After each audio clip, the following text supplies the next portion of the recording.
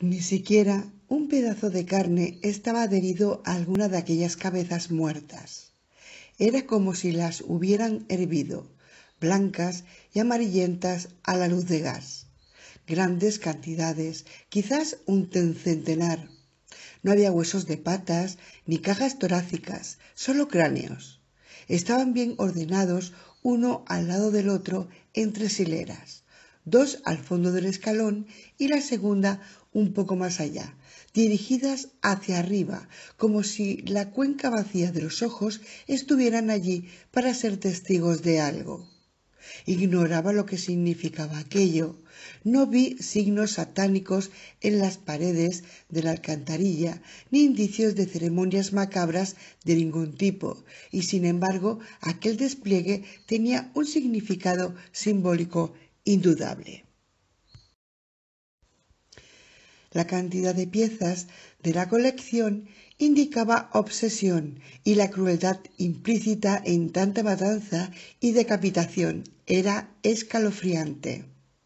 Al recordar la fascinación por la muerte que a Bobby Holloway y a mí nos había dominado cuando teníamos 13 años, me pregunté si algún chico mucho más fantasioso de lo que nosotros éramos entonces habría hecho aquel horrible trabajo. Los criminalistas aseguran que hacia los 3 o 4 años la mayor parte de los asesinos en serie practican torturando y matando insectos, aumentando a pequeños animales durante la infancia y la adolescencia y finalmente se dedican a las personas. Quizás en aquellas catacumbas un joven asesino extremadamente perverso estaba iniciándose en su trabajo. Entre aquellos semblantes huesudos, en la 3.ª hilera, la más alta, destacaba un cráneo brillante diferente a todos los demás. Parecía el de un ser humano, pequeño, pero un ser humano, el cráneo de un niño. Dios mío. Mi murmullo rebotó en las paredes de cemento. Me sentí como en medio de un sueño brumoso en el que el cemento y los huesos no eran más sólidos que el humo. No me atreví a tocar el pequeño cráneo humano, ni ningún otro. Sin embargo, por irreales que pudieran parecer, sabía perfectamente que serían fríos, suaves y sólidos al tacto. Deseoso por evitar un encuentro con el autor de la escalofriante colección, seguí mi camino a través de la alcantarilla. Esperé a que el gato de ojos enigmáticos reapareciera, pálidas patas rozando el cemento con un silencio cada vez más distante, pero o permanecía delante, fuera de mi vista, o se había metido por alguna de las tuberías tributarias. Secciones de alcantarillas de cemento alternaban con represas. Precisamente cuando ya me empezaba a preocupar el gas del encendedor, el círculo de una débil luz gris apareció y fue aumentando delante de mí. Corrí hacia allí y observé que no había un enrejado en la parte más baja del túnel, que llevaba un canal de drenaje abierto construido con mortero de rocas de río. Me encontraba en territorio familiar, en la zona llana al norte de la ciudad, a un par de manzanas del mar, a media manzana del instituto. Después de la húmeda alcantarilla, el aire de la noche no tenía un aroma fresco, sino dulce. Los puntos en los altos del límpido cielo brillaban con un blanco diamantino. Según el reloj digital del edificio Wells Fargo Bank, eran las 19:56, lo que significaba que mi padre había muerto hacía 3 horas, aunque parecían haber pasado días desde que lo había perdido. La misma placa señalaba 15 grados de temperatura, pero a mí la noche me parecía más fría. Di la vuelta a la esquina, pasé ante el banco y seguí por la manzana. La lavandería Tidy Time estaba inundada de luz fosforescente. No había parroquianos haciendo la colada. Con el billete de $1 en la mano, los ojos convertidos en una raya, me adentré en la fragancia floral de los jabones en polvo y de la química de los blanqueadores. Bajé la cabeza cuanto pude para protegerme de la luz con la visera de la gorra. Corrí directamente hacia la máquina de cambio, metí el billete, agarré las 4 monedas que se desparramaron en la bandeja y me alejé a toda prisa. 2 manzanas más allá, fuera de la oficina de correos, había un teléfono público. Encima del teléfono, sobre la pared del edificio, una luz de seguridad brillaba dentro de una jaula metálica.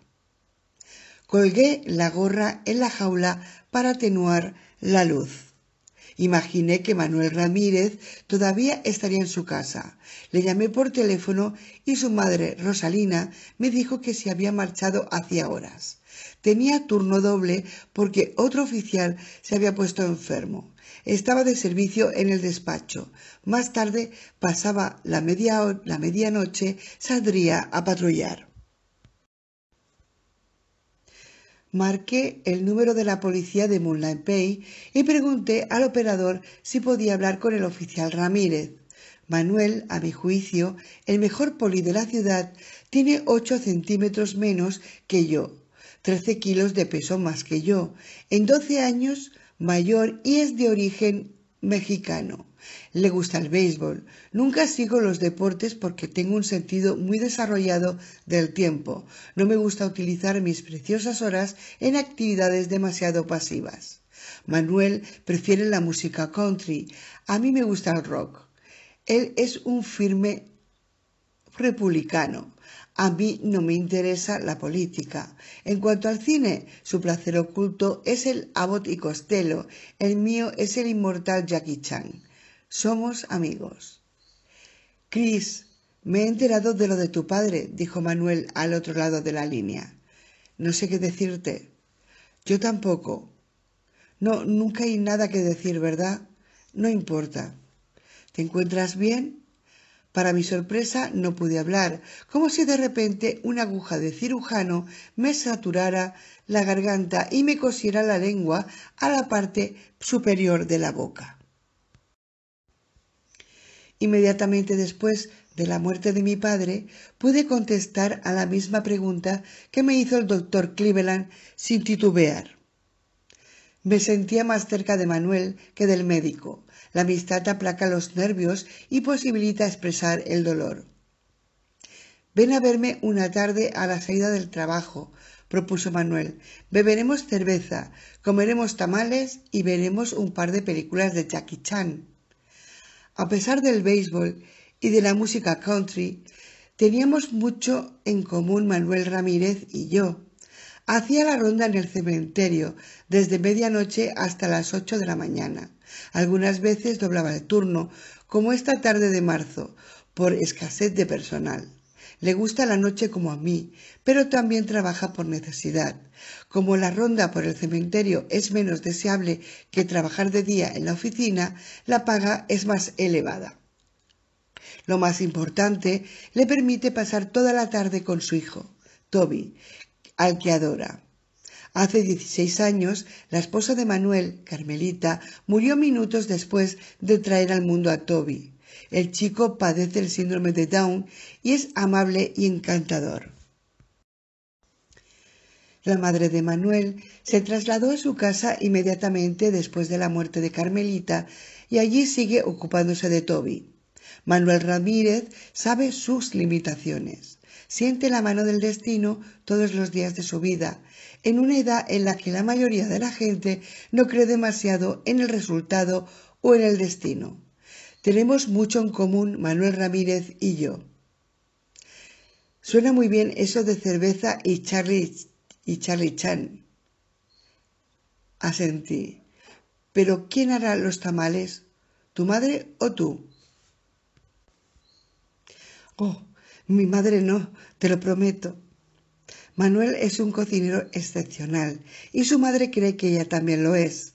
La comparación entre sus platos constituye un clarísimo ejemplo de la diferencia entre una buena acción y una buena intención. Pasó un coche por la calle detrás de mí y cuando bajé la vista vi mi sombra sobre mis pies inmóviles y cómo se desplazaba desde el lado izquierdo al derecho, como crecía lo suficiente para oscurecer la acera de cemento, y se estiraba hasta separarse de mí y escapar, para luego volver al lado izquierdo una vez el coche hubo pasado. Manuel, ¿hay algo que puedes hacer por mí? ¿Algo más que tamales? Dime, Chris. Es referente a mi padre, a su cuerpo, dije después de un largo titubeo. Manuel justificó mi titubeo. Su silencio fue algo semejante a cuando un gato aguza el oído con interés. Mis palabras le habían dicho más de lo que aparentaban. Cuando volvió a hablar, el tono de su voz era diferente. Seguía siendo la voz de un amigo, pero también la de un poli. ¿Qué ha pasado, Chris? Algo muy raro. Al jefe Stevenson hoy le ha tocado trabajar hasta tarde. Todavía está aquí, pero no tardará mucho en marcharse. ¿Quieres que le pida que espere? Me acordé del rostro sin ojos del vagabundo muerto. Sí, contesté. Sí, Stevenson debería oírlo. ¿Puedes estar aquí en 10 minutos? Hasta ahora. Colgué el teléfono, cogí la gorra de la caja de luces, volví a la calle y me protegí los ojos con una mano cuando pasaron otros dos coches. Uno de ellos era un Saturn último modelo, el otro era una camioneta Chevy. Ninguna furgoneta blanca, ningún coche fúnebre, ningún Hammer negro. No temía que siguieran buscándome. En esos momentos deberían de estar metiendo al vagabundo en la incineradora. Con la evidencia reducida a cenizas, no existía la prueba de que apoyara mi extraordinaria historia. Sander Kirk, los auxiliares y todos los desconocidos se sentirían a salvo. Además, cualquier intento de asesinarme o raptarme confirmaría ese crimen, se asociaría a él e incrementaría su verosimilitud.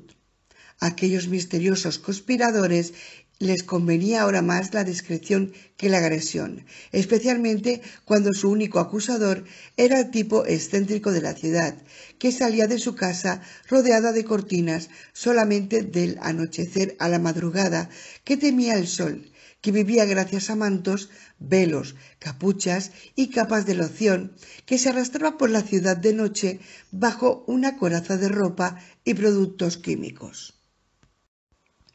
Considerando la naturaleza fantástica de mis acusaciones, pocos creerían mi historia, aunque estaba seguro de que Manuel sabría que le estaba diciendo la verdad. Esperaba que el jefe también me creyera.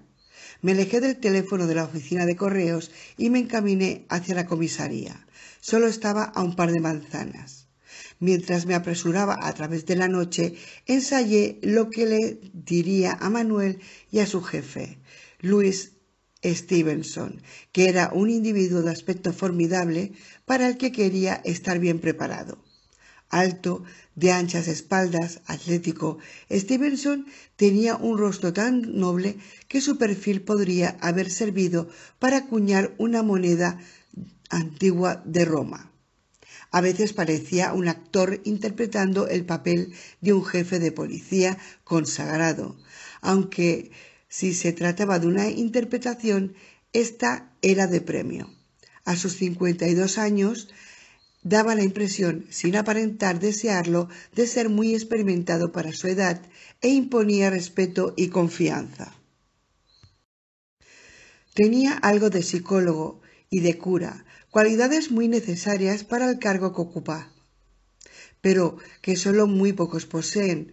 Era de esas personas raras que disfrutan teniendo poder, pero no abusan de él, que ejercen la autoridad con buen juicio y compasión, y había sido jefe de policía durante 14 años sin un atisbo de escándalo, ineptitud o ineficiencia en su departamento. Atravesé las callejuelas sin farolas iluminadas por la luna, que ahora estaba más alta que antes en el cielo. Pasaron verjas y senderos, jardines y cubos de basura, mientras iba murmurando mentalmente las palabras con las que esperaba contar una historia convincente. Llegué en 2 minutos en lugar de los 10 que Manuel me había sugerido al aparcamiento del edificio municipal y atrapé al jefe Stevenson en una conspiración que borró todas las magníficas cualidades que antes le había atribuido. Ahora se me revelaba como un hombre que, a pesar de la nobleza de su rostro, se merecía ser honrado en monedas o monumentos, ni siquiera que colgaran su fotografía en la estación, juntos a las del alcalde, el gobernador y el presidente de Estados Unidos. Stevenson estaba en el extremo del edificio municipal, próximo a la entrada trasera de la comisaría, bajo una cascada de luz azulada procedente de la lámpara de seguridad. Situada encima de la puerta, el hombre con el que conferenciaba se mantenía a unos metros de distancia y solo se le veía a medidas entre las sombras azuladas. Atravesé el aparcamiento y me dirigí hacia ellos. No me vieron llegar porque estaban concentrados en la conversación. Además, quedaba fuera de su campo de visión porque pasé entre los furgones de la patrulla urbana, coches patrulla, furgones de la patrulla de la playa y vehículos particulares, para mantenerme alejado cuanto fuera posible de la luz directa de 3 altas farolas. Justo antes de salir a cielo abierto, el interlocutor de Stevenson se acercó más al jefe y salió de las sombras. Yo me detuve, atónito. Vi la cabeza rapada, el rostro duro, la camiseta de franela roja, los tejanos azules, las zapatillas de trabajo. A la distancia en que me encontraba me fue imposible ver el pendiente de perla. Tenía 2 grandes vehículos a ambos lados y rápidamente me retrasé unos pasos para quedar oculto en la oleosa oscuridad entre ambos. Uno de los motores todavía estaba caliente, zumbaba y palpitaba mientras se iba enfriando.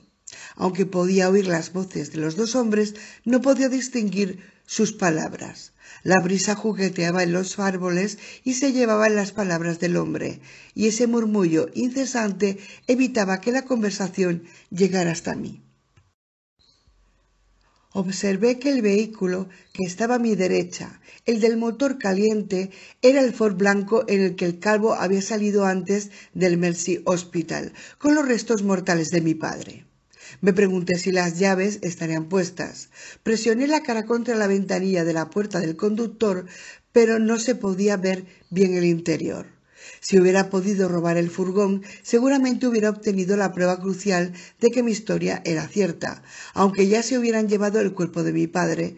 No hacía mucho que había estado allí y podía quedar alguna prueba forense o por lo menos restos de sangre del vagabundo. No tenía idea de poner en marcha un motor. ¿Y qué diablos? Tampoco hubiera sabido conducirlo. Aunque hubiera descubierto de pronto que poseía un talento natural para conducir vehículos, equivalente al talento de componer música de Mozart, no hubiera podido conducir 30 kilómetros hacia el sur siguiendo la costa o 45 hacia el norte hasta otra jurisdicción de la policía. Imposible con el brillo de los focos de los coches que se cruzaran conmigo. Imposible sin mis preciosas gafas de sol que yacían allá lejos, en algún lugar de las colinas. Además, se abría la puerta del furgón, se encenderían las luces de la cabina y los 2 hombres se darían cuenta. Vendrían a buscarme. Me matarían. Se abrió la puerta trasera de la comisaría de policía y Manuel Ramírez salió al exterior. Louis Stevenson y el otro conjurado interrumpieron la conversación. A la distancia en la que me encontraba me fue imposible discernir si Manuel conocía al calvo, aunque me pareció que solo se dirigía a su jefe. Me resultaba imposible creer que Manuel, el buen hijo de Rosalía, el apenado viudo de Carmelita y padre amantísimo de Toby, formara parte de un asunto que implicaba asesinato y robo de cadáveres. No conocemos a la mayoría de las personas, no las conocemos de verdad, a pesar de lo profundamente que creamos percibir su interior. La mayoría de ellas son lagunas sombrías, con infinitas capas de partículas en suspensión, movidas por extrañas corrientes en las profundidades. Hubiera apostado mi vida que el corazón de aguas transparentes de Manuel no albergaba falsedad ninguna. Pero no quería poner en peligro su vida, y si lo hubiera llamado para que revisara la parte trasera de la furgoneta blanca conmigo para someter el vehículo a un exhaustivo trabajo forense, hubiera firmado su sentencia de muerte tanto como la mía. Seguro. Stevenson y el calvo se volvieron bruscamente hacia el aparcamiento. Manuel les había hablado de mi llamada telefónica. Me agazapé en la penumbra, entre el furgón blanco y el de la patrulla de playa. Intenté leer la placa de licencia que había en la parte trasera del furgón. Aunque normalmente me molesta el exceso de luz, en esta ocasión me fastidió que hubiera demasiado poca. Pasé frenéticamente la yema de los dedos por los 7 números y las letras. Fui incapaz de memorizarlos con el sistema Braille de lectura. No era lo bastante rápido como para evitar que me descubrieran. El calvo empezó a acercarse al furgón. Estaba casi a un paso. El calvo, el carnicero, el comerciante de cadáveres, el ladrón de ojos.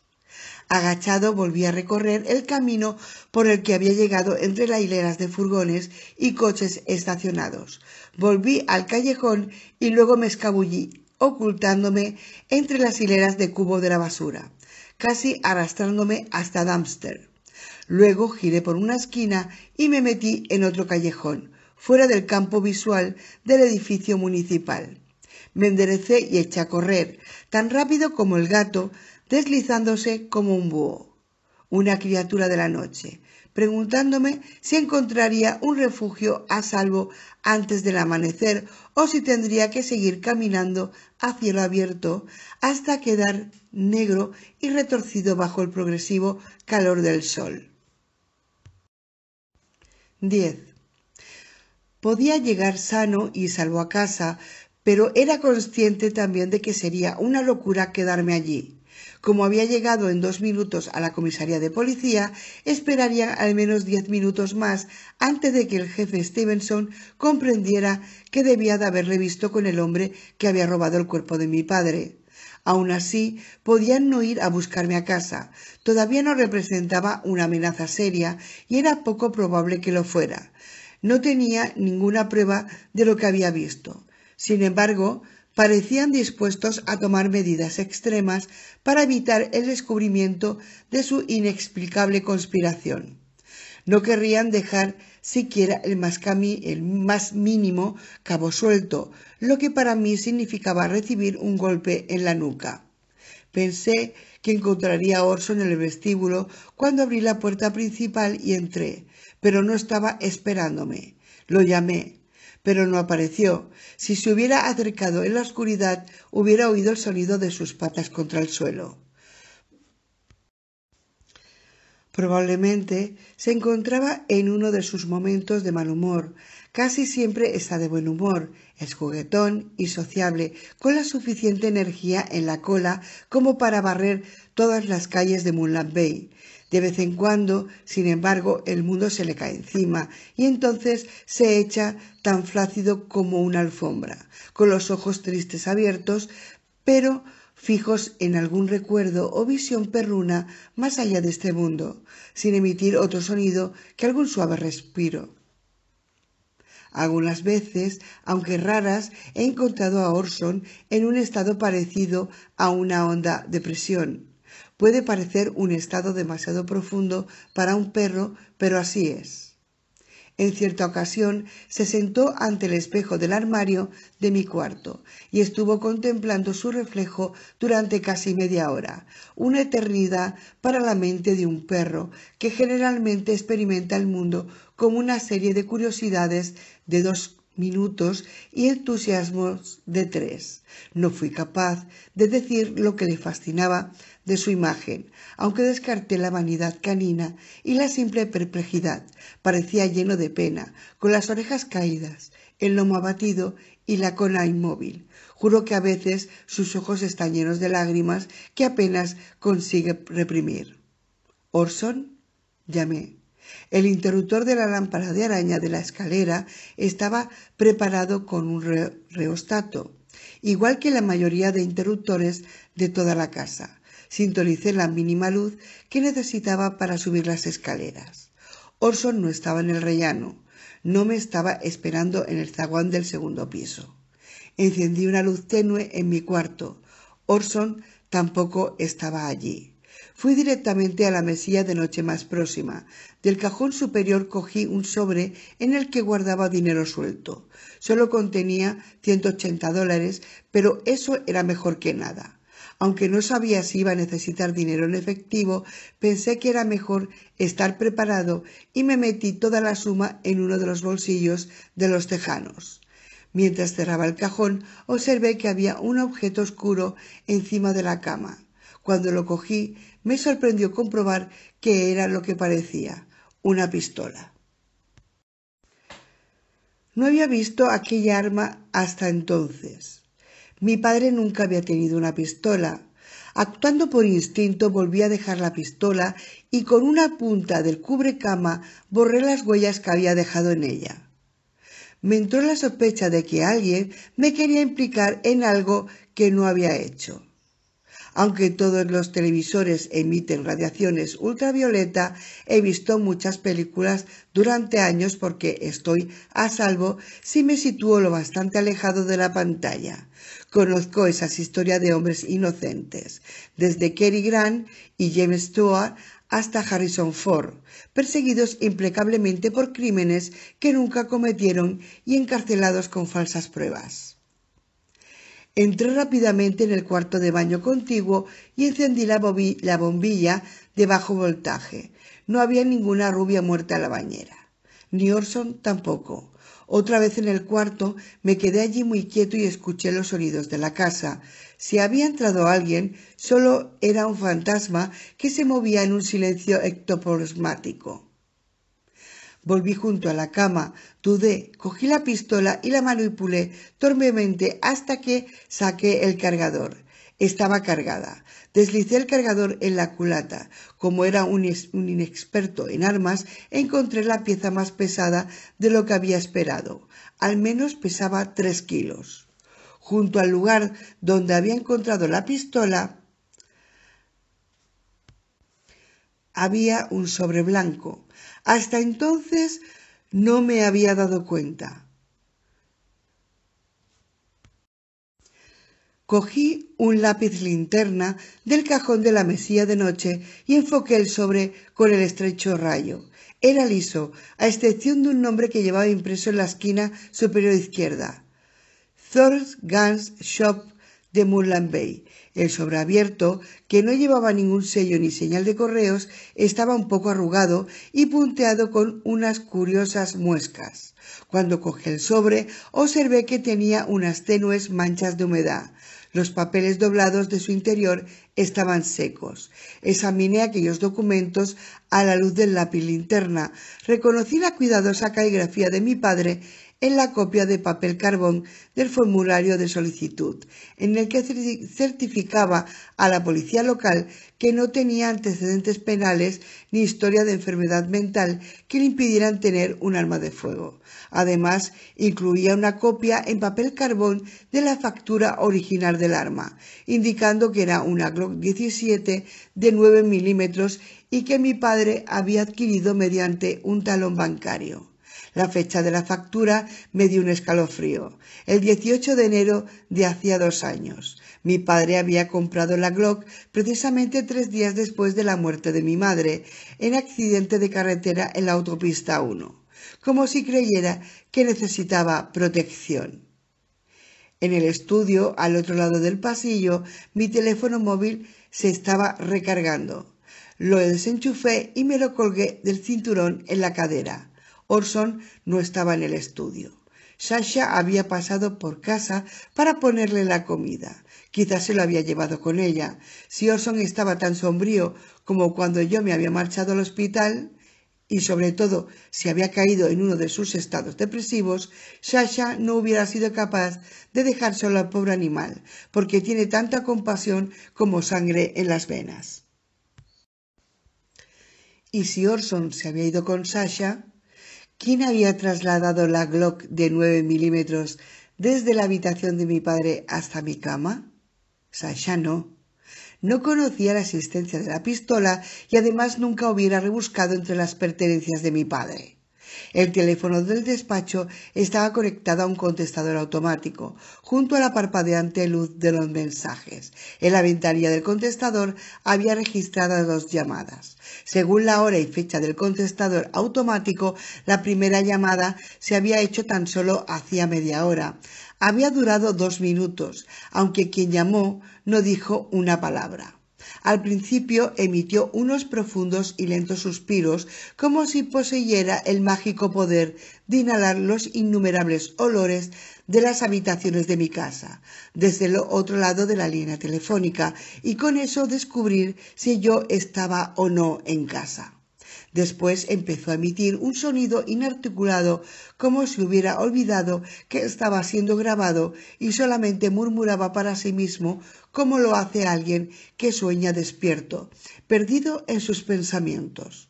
Murmuró una tonada que parecía improvisada, sin una melodía coherente. Voló en espiral y bajó, pavorosa y repetitiva, como el canto que un loco debe oír cuando cree que los coros de los ángeles de la destrucción le están cantando. Hubiera asegurado que se trataba de un extranjero, porque habría reconocido la voz de un amigo, aunque solo se tratara de un murmullo. No era alguien que había marcado un número equivocado, era alguien que estaba implicado en los acontecimientos que siguieron a la muerte de mi padre. Cuando la llamada acabó, observé que tenía los puños cerrados y que estaba aguantando el aire dentro de los pulmones. Exhalé una bocanada de caliente y seca, aspiré una fría y dulce, pero no pude abrir las manos todavía. La segunda llamada, que se había producido tan solo unos 20 minutos antes de entrar en casa, era de Angela Ferryman, la enfermera que había estado junto al lecho de mi padre. No se identificó, pero reconocí su voz fina y musical, un mensaje acelerado como un pájaro cada vez más agitado, brincando de una estaca u otra a lo largo de una valla. Chris, me gustaría hablar contigo. Tengo que hablar contigo. Pronto. Esta noche. Si puedes, esta noche. Estoy en el coche, de camino a casa. Ya sabes dónde vivo. Ven a verme. No me llames por teléfono. No confío en los teléfonos, ni en esta llamada, pero tenemos que vernos. Entra por la puerta de atrás. No importa lo tarde que sea. Ven de todas formas. No estaré dormida. No puedo dormir. Grabé un nuevo mensaje en el contestador. Escondí el cassette original bajo las arrugadas hojas de papel de escribir en la papelera que había junto a mi escritorio. Aquellas 2 breves grabaciones no convencerían a un poli o a un juez. Sin embargo, eran las únicas muestras de evidencia que poseía para indicar que algo extraordinario me estaba sucediendo. Algo aún más extraordinario que mi nacimiento en este minúsculo castillo sin luz. Más extraordinario que sobrevivir 28 años sano y salvo con la Xeroderma pigmentosum. Permanecí en casa menos de 10 minutos, pero ya había dilatado demasiado mi permanencia allí. Mientras rebuscaba y buscaba a Orson, esperaba también oír que alguien forzara la puerta, el sonido de unos cristales rotos en el piso de abajo y luego unos pasos en las escaleras. La casa permaneció en silencio, pero era un silencio trémulo, como la tensa superficie de un estanque. El perro no estaba tumbado en la habitación o en el cuarto de baño de mi padre, tampoco en el vestidor. A medida que pasaban los segundos, crecía mi preocupación por el chucho. Quien quiera que fuera dejado la pistola Glock 9 milímetros encima de mi cama podía haberse llevado o haber hecho daño a Orson. Volví a mi habitación y cogí otro par de gafas de sol del cajón del buró. Estaban dentro de una funda blanca con un cierre de velero y guardé esta en el bolsillo de la camisa. Eché un vistazo al reloj de pulsera en el que las horas resaltaban como unos diodos que emitieran luz.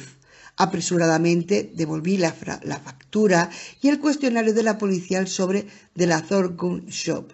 Ignoraban si podía tratarse de una prueba más o si tan solo era una mera tontería, pero lo escondí entre el colchón y el somier de la cama.